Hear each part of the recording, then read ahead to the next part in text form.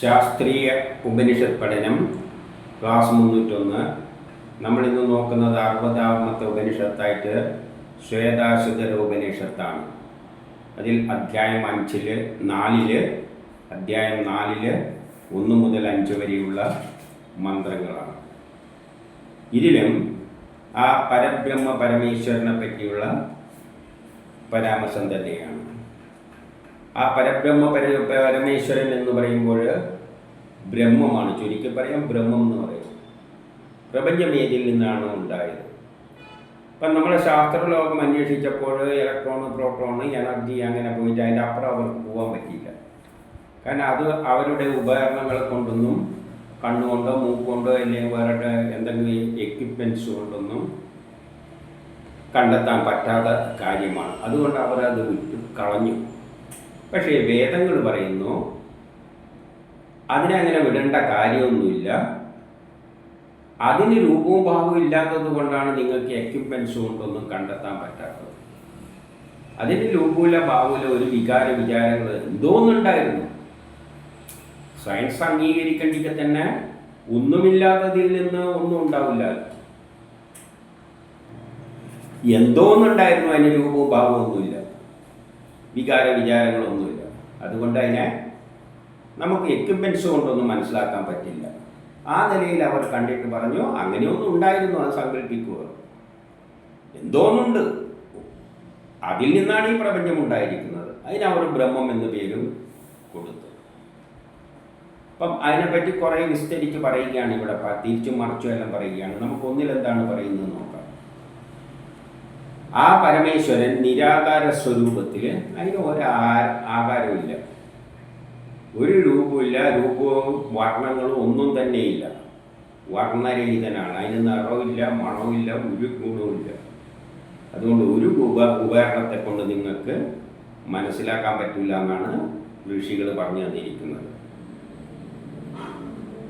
അതിന് അപ്പം പ്രപഞ്ചം ഉണ്ടാകുന്നതിനെക്കാട്ടി മുമ്പിൽ അതായിരുന്നു ഉണ്ടായിരുന്നത്. അതിന് സൃഷ്ടിയുടെ ആരംഭത്തിൽ എന്തോ രഹസ്യ ഉദ്ദേശത്തോടെ നാനാപ്രകാരത്തിലുള്ള ശക്തികളുടെ സംബന്ധത്താൽ അനേക രൂപവർണ്ണങ്ങളുടെ ധാരണം ചെയ്തു. എന്തോ കാരണം കൊണ്ട്, അതിന് ഒരു ഗുണവുമില്ലെങ്കിലും പ്രപഞ്ചമുണ്ടായിട്ടുണ്ടല്ലോ. അതുകൊണ്ട് എന്തോ കാരണം, അതൊന്നും നമുക്കറിയില്ല. ഋഷികളാ പറയുന്നത്, നമുക്കറിയില്ല. അപ്പം അങ്ങനെ രൂപം പാലിൽ ഒന്നുണ്ടായിരുന്നു.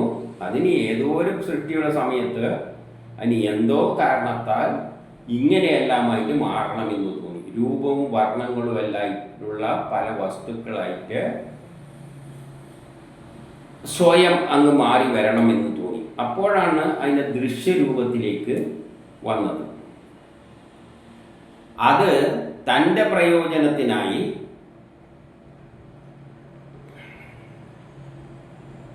എന്നിട്ടോ പ്രയോജനത്തിനായിട്ടല്ലാതെ തൻ്റെ പ്രയോജനത്തിനായിട്ടല്ലാതെ, അതിനു വേണ്ടിയിട്ടല്ല, അതിനു വേണ്ടിയിട്ടല്ല, പക്ഷേ ജീവികളുടെ സൗഭാഗ്യത്തിനായിക്കൊണ്ട്.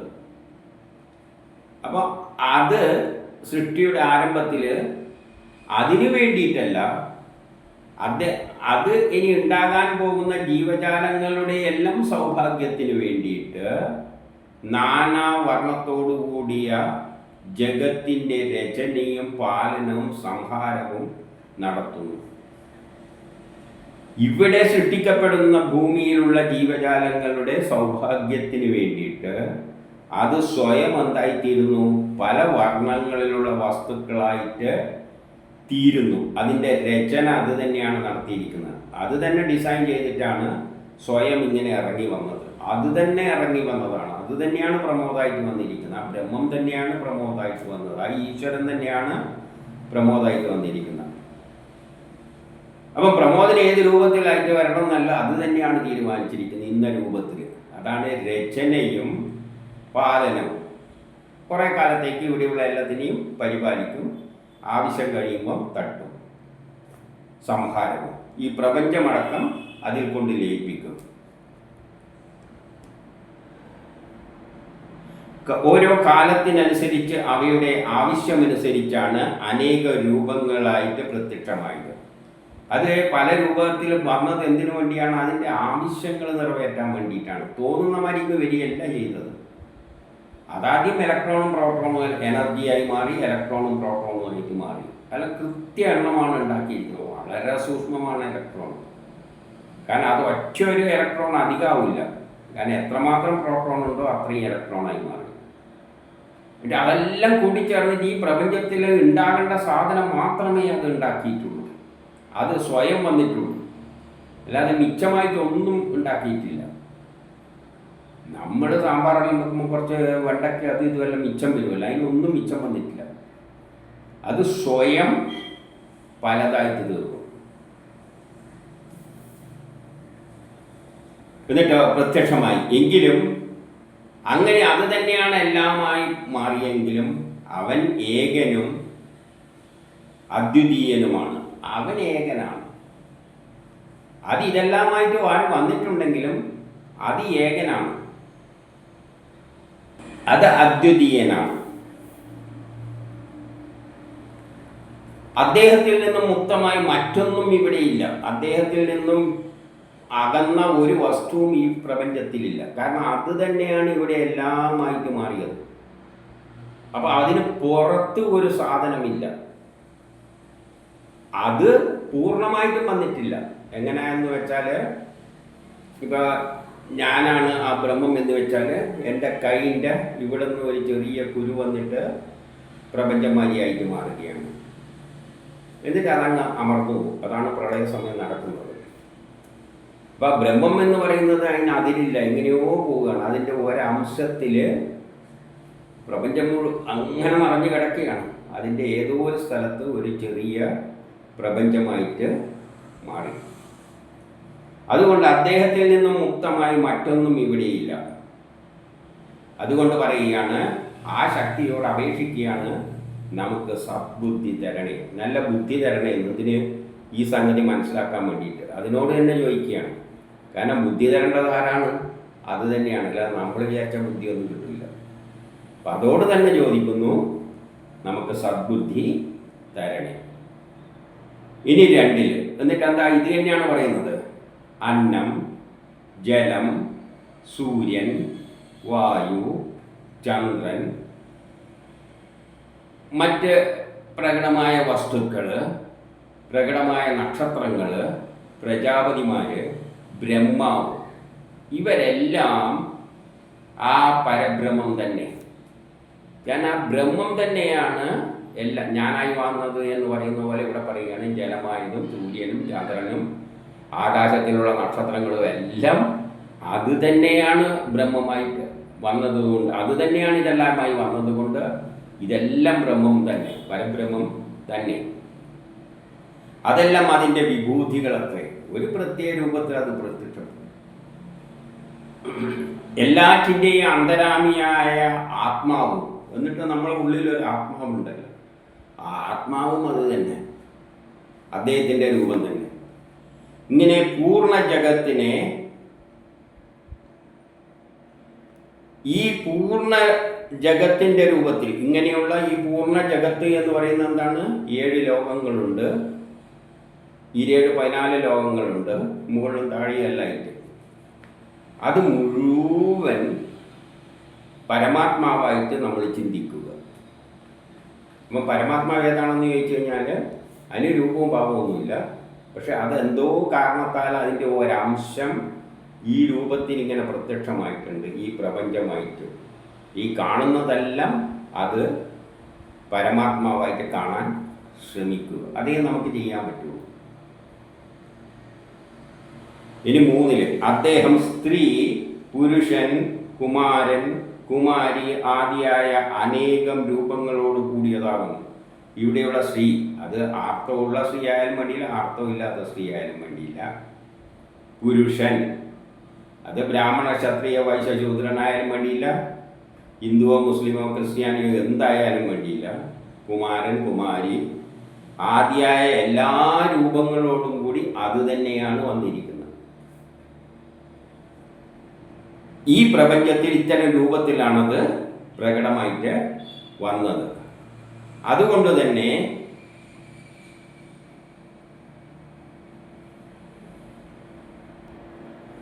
വയസ്സായ അവസ്ഥയിൽ അവൻ വടിയും കുത്തി നടക്കുകയും ചെയ്യുന്നു.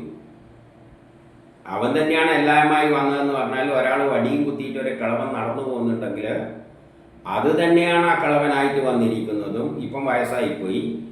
അപ്പോൾ അത് എന്ത് ചെയ്യാണ്? വടിയും കുത്തി, ശക്തിയില്ലാതെ മാതിരി വടിയും കുത്തി നടക്കുകയാണ്. ഏത്? ബ്രഹ്മം. ഈ പ്രപഞ്ചമെല്ലാം ഉണ്ടാക്കിയ ശക്തി ശേഷം വയസ്സനായപ്പോൾ മനുഷ്യരായി വന്നു. വയസ്സാകുമ്പോൾ വടിയും കുത്തി അടക്കുകയാണ് ആര്? ബ്രഹ്മം. അതായത് അവരെയും നമ്മൾ ബ്രഹ്മമായി കണ്ടുകൊള്ളണം. ആ വിരാട് രൂപമായിക്കൊണ്ട് അത് എല്ലാ ദിശയിലേക്കും ദൃഷ്ടി വായിക്കുന്നുണ്ട്. അപ്പം ആ വിരാട് രൂപം, ആ പ്രപഞ്ചം എന്ന് പറഞ്ഞാൽ വിരാട് രൂപത്തിലുള്ള പ്രപഞ്ചത്തിലുള്ള എല്ലാം നമ്മളും എല്ലാം അതിൻ്റെ ഭാഗങ്ങളാണ്. എന്നിട്ട് അത് ലോകം മുഴുവൻ അതിൻ്റെ ദൃഷ്ടി വായിക്കുന്നുണ്ട്. ഞാനിവിടെ നോക്കുന്നുണ്ട്, വേറെ ആൾക്കാർ അവിടെ നോക്കുന്നുണ്ട്, പൂച്ച അവിടെ നോക്കുന്നുണ്ട്, ഈ മേശേൻ്റെ അകത്ത് വല്ല ഉറുമ്പും ഉണ്ടെങ്കിൽ അതിൻ്റെ അകത്ത് അതിൻ്റെ കണ്ണുകൊണ്ട് അത് നോക്കുന്നുണ്ട്. അപ്പോൾ ഈ ലോകത്തിലുള്ള എല്ലാ സംഭവവും അത് തന്നെയാണല്ലോ അതായിട്ട് വന്നിരിക്കുന്നത്. അതെല്ലാം വീക്ഷിച്ചുകൊണ്ട് ഇരിക്കുകയാണ്. 4 അന്തരാമി നീല ചിത്രശലഭം. നമ്മൾ പുറത്ത് നോക്കിക്കഴിഞ്ഞാൽ നല്ല നീല ചിത്രശലഭത്തെ എല്ലാം കാണാം. ഹരിതവർണവും ചുവന്ന കണ്ണുകളുമുള്ള പക്ഷികളെ കാണാം. വിദ്യുത്തിനാൽ കൂടിച്ചേർന്നിരിക്കുന്ന യുക്തമായ മേഘത്തെ കാണാം. മേഘത്തിലെ വിദ്യുത്ത്, എല്ലാ സ്ഥാവര ജംഗമമായ എല്ലാം, അതേപോലെ തന്നെ സപ്തസമുദ്രങ്ങളും ഇവിടെയുള്ള എല്ലാ ജന്തുക്കളും, അതെല്ലാം അങ്ങയുടെ രൂപം തന്നെ. പ്രത്യക്ഷമായി വരുമ്പോൾ അങ്ങനെ ഇങ്ങനെയെല്ലാം വന്നിരിക്കുന്നത്. സപ്ത നദികളായിട്ട് വന്നിട്ടുണ്ട്, പട്ടിയായി പൂച്ചയായിട്ട് എല്ലാം വന്നിട്ടുണ്ട്. അതെല്ലാം അതിൻ്റെ രൂപം തന്നെയായിട്ട് അങ്ങ് കണ്ടേച്ചാണ്. ഏതിൻ്റെ? ബ്രഹ്മത്തിൻ്റെ. അതുകൊണ്ട് നമ്മൾ എന്ത് വേണം? ഈ നാനാതരായ ജന്തു വസ്തുക്കളിലെല്ലാം, ജന്തുക്കളായാലും വസ്തുക്കളായാലും എല്ലാറ്റിലും ഞാൻ അങ്ങേ ദർശിക്കുന്നു എന്ന് പറയുകയാണ്. അതുകൊണ്ട് നമ്മൾ ചെയ്യേണ്ടത് എന്താണ്? കാണുന്ന ബ്രാഹ്മണ, ക്ഷത്രിയ, വൈശ്യ, ശൂദ്രനായാലും എല്ലാറ്റിലും ബ്രഹ്മത്തെ ദർശിക്കുക. ഹിന്ദു ആയാലും മുസ്ലിം ആയാലും ക്രിസ്ത്യാനി ആയാലും എല്ലാറ്റിലും ബ്രഹ്മത്തെ ദർശിക്കുക. ഞാൻ അങ്ങയെ തന്നെ ദർശിക്കുന്നു. അതുകൊണ്ട് എന്തില്ല, അങ്ങനെ ദർശിക്കുന്ന ഒരാൾക്ക് ഉച്ചനീചത്വങ്ങൾ എന്നൊരു ചിന്താഗതി ഉണ്ടാവില്ല. അപ്പം നമ്മൾ ദൈവത്തോട് അടുക്കുന്നത് എന്ന് പറയുമ്പോൾ ഇപ്പോൾ അമ്പലത്തിലെല്ലാം പൂജ നടത്തുന്നവർ ആദ്യം മനസ്സിലാക്കേണ്ട തത്വം ഇതാണ്. ആരെയും തൊട്ടുപോയോണ്ട് അശുദ്ധിയായി പോകുന്നില്ല. ഇതാണ് ആദ്യം മനസ്സിലാക്കിയിട്ട് വേണം ഞാൻ ഈശ്വരൻ്റെ ആളാണെന്നും പറഞ്ഞുകൊണ്ട് ഈശ്വരനെ സേവന ചെയ്യാൻ വേണ്ടിയിട്ട് പോകേണ്ടത്.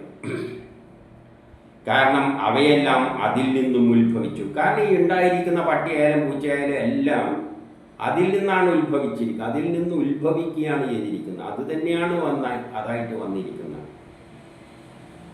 എല്ലാറ്റിലും അത് തന്നെയാണ് വിരാജിക്കുന്നത്. ഈ പ്രപഞ്ചത്തിൽ എന്തെല്ലാം ഉണ്ടോ അതിലെല്ലാം അത് തന്നെയാണ് വിരാജിക്കുന്നത്. അവ്യക്തവും വ്യക്തമായ ജീവരൂപങ്ങളുള്ളതുമായ എല്ലാറ്റിൻ്റെയും യജമാനൻ അദ്ദേഹം തന്നെയാണ്. ഈ പ്രപഞ്ചത്തിൽ എന്തെല്ലാം ഉണ്ടോ അതിൻ്റെ എല്ലാം യജമാനൻ അദ്ദേഹം തന്നെയാണ്. അതിനാൽ ഏകമാത്രനായ അങ്ങയെ ഞാൻ എല്ലാറ്റിലും ദർശിക്കുന്നു. അതുകൊണ്ട് നമ്മൾ എന്ത് വേണം? ഈ പ്രപഞ്ചത്തിലുള്ള എല്ലാറ്റിലും അങ്ങയെ ദർശിക്കുവാൻ പഠിക്കണം. എല്ലാം ഈശ്വരനാണ്, ബ്രഹ്മമാണെന്ന് കാണാൻ പഠിക്കണം. ഇനി 5 മുകളിൽ പറഞ്ഞ എല്ലാ പ്രകൃതിയും അപരയാകുന്ന അവയ്ക്ക് ഭേദങ്ങളുണ്ട്. അതെല്ലാം അപരാ സയൻസിൽപ്പെട്ടതാണ്. അതിനെല്ലാം എന്തുണ്ട്? ഭേദങ്ങളുണ്ട്. അതായത് അത് പലതായിട്ടാണ് ഇവിടെ വന്നിരിക്കുന്നത്. അപ്പം നോക്കുമ്പോൾ ചക്കയായിട്ടും മാങ്ങയായിട്ടെല്ലാം പലതായിട്ട് തോന്നും. അത് അപരാ സയൻസാണ്, അപരാജ്ഞാനമാണ്. ബ്രഹ്മമാണ് പരജ്ഞാനം. അതിൻ്റെ രൂപവും ഭാവമൊന്നും ഇല്ലാത്ത അവസ്ഥയിലേക്കാണ്. അതിൻ്റെ ശേഷം അതൊരു രൂപത്തിൽ വന്നപ്പോൾ അത് അപരാ സയൻസ്, മോഡേൺ സയൻസാണ്. അതിന് ഭേദങ്ങളുണ്ട്. ആ പരമേശ്വരൻ തൻ്റെ തന്നെ രൂപസാദൃശ്യത്തിൽ ത്രിഗുണാത്മകമായി അസംഖ്യം ജീവജാലങ്ങളെ സൃഷ്ടിച്ചു. 3 ഗുണങ്ങൾ, സത്വരജോ തമോ ഗുണങ്ങളുടെ അടിസ്ഥാനത്തിലാണ് ഇവിടെ എല്ലാം സൃഷ്ടിച്ചിരിക്കുന്നത്. അതിനാണ് ന്യൂട്ടന്റെ first law, second law, third law. ഇതനുസരിച്ചാണ് ഈ പ്രപഞ്ചത്തിലെ എല്ലാ സൃഷ്ടിക്രമവും നടത്തിയിരിക്കുന്നത്. സത്വ രജോ തമോ ഗുണങ്ങൾ തന്നെ ആ 3 വർണ്ണങ്ങൾ. അപ്പം ഈ 3 വർണ്ണങ്ങളുടെ അടിസ്ഥാനത്തിൽ സത്വ രജോ തമോ ഗുണങ്ങൾ, അതിനാണ് ന്യൂട്ടന്റെ first law, second law, third law. അത് പ്രകാരമാണ് ഇവിടെ എല്ലാ സൃഷ്ടിയും നടത്തിയിരിക്കുന്നത്. അതിൽ സത്വഗുണം എന്ന് പറയുന്നത് ന്യൂട്ടന്റെ ഫസ്റ്റ് ലോ ആണ്. എല്ലാ വസ്തുക്കൾക്കും അതിൻ്റെ അവസ്ഥ, ഇന്നുള്ള അവസ്ഥയിൽ തുടരാനൊരു ടെൻഡൻസി ഉണ്ട്. അതുകൊണ്ട് അത് നിർമ്മലവുമാണ്, പ്രകാശമയവുമാണ്. അതുകൊണ്ട് അതിന് ശ്വേതവർണ്ണമാണ്, വെള്ള നിറമാണ്. ശാന്തമായി നിൽക്കുക. ഏതൊരു വസ്തുവിനും ഒരു കല്ലുണ്ടെങ്കിൽ ആ കല്ലിന് അവിടെ തന്നെ നിൽക്കാനാണ് താല്പര്യം. ഞാൻ കസേരയിൽ ഇരിക്കുകയാണെങ്കിൽ എനിക്ക് ഇങ്ങനെ തന്നെ ഇരിക്കുന്നതിലാണ് താല്പര്യം. ഇതിൽ നിന്നും മാറണ്ടെങ്കിൽ ഞാൻ ബലം പ്രയോഗിക്കണം. അതാണ് രജോ ഗുണം, ബലം പ്രയോഗിക്കണം. അപ്പോൾ ഒരേ അവസ്ഥയിൽ ഇരിക്കുന്നതിനാണ് സത്വഗുണം എന്ന് പറയുന്നത്, ന്യൂട്ടന്റെ ഫസ്റ്റ് ലോ. അതുകൊണ്ട് അതിന് നിറം കൊടുത്തിരിക്കുന്നത് വെളുപ്പാണ്. രജോ ഗുണം എന്ന് രാഗാത്മകമാണ്. രജോ ഗുണം എന്ന് പറഞ്ഞാൽ ന്യൂട്ടന്റെ സെക്കൻഡ് ലോ. എന്തെങ്കിലും ഇങ്ങനെ സ്ഥിരമായി നിൽക്കുന്ന ഒന്നിൽ നിന്നും ഒരു മാറ്റം വേണമെങ്കിൽ, ഒരു ചേഞ്ച് വേണമെങ്കിൽ, ഒരു പുരോഗതി വേണമെങ്കിൽ രജോ ഗുണം ഉപയോഗിക്കണം, ശക്തി, ബലം ഉപയോഗിക്കണം. ഇതാണ് ന്യൂട്ടന്റെ സെക്കൻഡ് ലോ. അതാണ് രജോ ഗുണം. അതുകൊണ്ട് അതിൻ്റെ നിറം ചുവപ്പാണ്. ചുവപ്പ് ആക്റ്റീവാണ്. പിന്നെ ഉള്ളത് ന്യൂട്ടന്റെ third law, every action there is equal and opposite. ഒരു പിന്നോട്ടേക്ക് വലിക്കുന്ന ഒരു ശക്തിയുണ്ട്, തമോ ഗുണം. നമ്മൾ മുന്നോട്ടേക്ക് പോകാൻ പോകുമ്പോൾ ഒരു ശക്തി പിന്നോട്ടേക്ക് പിടിച്ചു വരാൻ, അങ്ങോട്ടൊന്നും പോകണ്ട, നമുക്ക് പഴയതിൽ തന്നെ നിന്നാൽ. അതാണ് റിയാക്ഷൻ, അതാണ് തമോ ഗുണം. തമോ ഗുണം അജ്ഞാനവുമായിട്ട് മൂടപ്പെട്ടതാണ്. അത് അജ്ഞാനത്തിൽ കിടക്കുന്നതാണ്, അജ്ഞാനമാണ്. അജ്ഞാനികളാണ് ഈ തമോ ഗുണ സ്വഭാവമുള്ളവർ, കാലത്തെ പിന്നോട്ടേക്ക് അടിക്കുന്നവർ. അതിൻ്റെ നിറം കറുപ്പാണ്. അങ്ങനെ പ്രകൃതിയെ വെളുപ്പ്, ചുവപ്പ്, കറുപ്പ് എന്നീ വർണ്ണങ്ങളായിട്ട് പറയുന്നു. ഈ പ്രകൃതി എന്ന് പറയുന്നത് സത്വരജോ തമോ ഗുണങ്ങളാൽ ആണ് ഉണ്ടായിരിക്കുന്നത്. അതുകൊണ്ട് അതിന് വെളുപ്പ്, ചുവപ്പ്, കറുപ്പ് എന്നിങ്ങനെ വർണ്ണങ്ങളിൽ പറയുന്നു. അതിനപ്പുറത്താണ് പരാസയൻസിൻ്റെ കാര്യങ്ങളെല്ലാം പെടുന്ന കാര്യം വരുന്നത്. ചേതനാ പ്രകൃതിയുടെ നാമത്തിൽ ക്ഷേത്രജ്ഞൻ എന്ന പേരിലും അറിയപ്പെടുന്നു. ഈ ശരീരമെല്ലാം നിർമ്മിച്ചതിൻ്റെ ശേഷം അതിൻ്റെ ഉള്ളിൽ എന്തുണ്ട്? ഒരു ക്ഷേത്രജ്ഞനുണ്ട്. അതാണ് പരമാത്മാവ് എന്നെല്ലാം പറയുന്നത്. അതാണ് ചേതന. നമ്മുടെ ചേതന അതിലാണ് കിടക്കുന്നത്. അതുകൊണ്ട് അതിനെ ക്ഷേത്രജ്ഞ എന്ന് പറയുന്നു. അതുപോലെ അക്ഷരപുരുഷനായും വർണ്ണിച്ചിരിക്കുന്നു. അതിനെ അക്ഷരപുരുഷ, അക്ഷരം എന്ന് പറഞ്ഞാൽ വേദങ്ങളാണ്. അതിലാണ് സയൻസ് കിടക്കുന്നത്. പ്രപഞ്ചത്തിൻ്റെ മുഴുവൻ സയൻസ് ആ പ്ലാനിലൂടെയാണ് കിടക്കുന്നത്. നമ്മളൊരു വീട് വെക്കുമ്പോൾ അതിൻ്റെ പ്ലാനാണ് എൻജിനീയറിംഗ് വശം. എൻജിനീയറാണ് ആ പ്ലാനെല്ലാം വരച്ചെടുക്കുക. അതിനനുസരിച്ചാണ് പിന്നെ വീടുണ്ടാകുന്നത്. അതിന് 2 ഭാഗമുണ്ട് എന്ന് പറയുകയാണ്. അപരാപ്രകൃതിയിൽ, ഈ പ്രകൃതിയിൽ ആസക്തനായി അതിനോട് ഐക്യം പ്രാപിച്ച് വിചിത്ര ഭോഗങ്ങളെ കർമ്മത്തിലൂടെ അനുഭവിക്കുന്നു ജീവികൾ. അപ്പം ഭൗതിക ജീവിതത്തിൽ നമ്മൾ എന്ത് ചെയ്യാണ്? നമ്മൾ പ്രകൃതിയുടെ ഭാഗം തന്നെയാണ്. പ്രകൃതിയിൽ ആസക്തനായിട്ട് നമ്മൾ ഈ ചുറ്റും കാണുന്ന വസ്തുക്കളിലെല്ലാം നമ്മൾ കണ്ടും കേട്ടും എല്ലാം അതിൽ ആകൃഷ്ടരായിട്ട് അതുമായിട്ട് ഐക്യം പ്രാപിച്ചിട്ട് ഈ പ്രപഞ്ചത്തിലുള്ള എല്ലാറ്റുമായിട്ടും ബന്ധപ്പെട്ടുകൊണ്ട് ഐക്യം പ്രാപിച്ചുകൊണ്ട് വിചിത്ര ഭോഗങ്ങളെ അനുഭവിക്കാൻ വേണ്ടിയിട്ട്, സുഖങ്ങളെല്ലാം അനുഭവിക്കാൻ വേണ്ടിയിട്ട്, ഏതിലൂടെ? കർമ്മത്തിലൂടെ അനുഭവിക്കാൻ വേണ്ടിയിട്ട് ഇറങ്ങിത്തിരിക്കുന്നതാണ് ഒരു ഭാഗം. അതായത് ഭൗതിക ജീവിതം നയിക്കുന്നവർ. അവർ ഈ പ്രപഞ്ചത്തിലുള്ള വസ്തുക്കളെയെല്ലാം ഉപയോഗിച്ച് കർമ്മം ചെയ്യുന്നു, കിട്ടുന്ന ഗുണങ്ങൾ അനുഭവിക്കുന്നു. അതുകൊണ്ട് കിട്ടുന്നത്. രണ്ടാമത്തത് ഈ ഭോഗങ്ങളെ അവരിതെല്ലാം അനുഭവിച്ചു കഴിയുമ്പോൾ അവർക്ക് തോന്നി ഇതെല്ലാം മടുക്കും. ഭോഗങ്ങളെ നിസ്സാരമായി കണ്ടുകൊണ്ട് അവരുടെ മനസ്സിൽ ഇതെല്ലാം നിസ്സാരമാണ്, ക്ഷണഭങ്കുരമാണ്, ഇതിൽ നിന്ന് കിട്ടുന്ന സുഖങ്ങളൊന്നും നിലനിൽക്കില്ല, കുറച്ചു നേരത്തേക്ക് മാത്രം എന്നുള്ളൊരു ചിന്തയുണ്ടായിക്കൊണ്ട് പൂർണ്ണമായും അതിനെ പരിത്യജിക്കും. വേണ്ട എന്ന് വെച്ച് ഈ ഭൗതിക ലോകത്തിൽ ഒന്നും എനിക്ക് വേണ്ട, അതാണ് വിരക്തി. അങ്ങനെയുള്ള ജ്ഞാനികളായ മനുഷ്യരുടെ സമൂഹമാണ് രണ്ടാമത്തെ വിഭാഗം. അങ്ങനെ ഒരു വിഭാഗങ്ങളുണ്ട്, ജ്ഞാനികളായ കുറച്ച് മനുഷ്യർ. അവർ ഇതിലൊന്നും സുഖ സൗകര്യങ്ങളിലൊന്നും താല്പര്യം പ്രകടിപ്പിക്കാതെ ഈ ലോകത്തെ തന്നെ ത്യജിച്ചുകൊണ്ട് ജീവിക്കുന്നവർ. ഈ രണ്ടുപേരെയും അജന്മാർ എന്ന പേരിലാണ് അറിയപ്പെടുന്നത്. അടുത്ത ക്ലാസ്സിൽ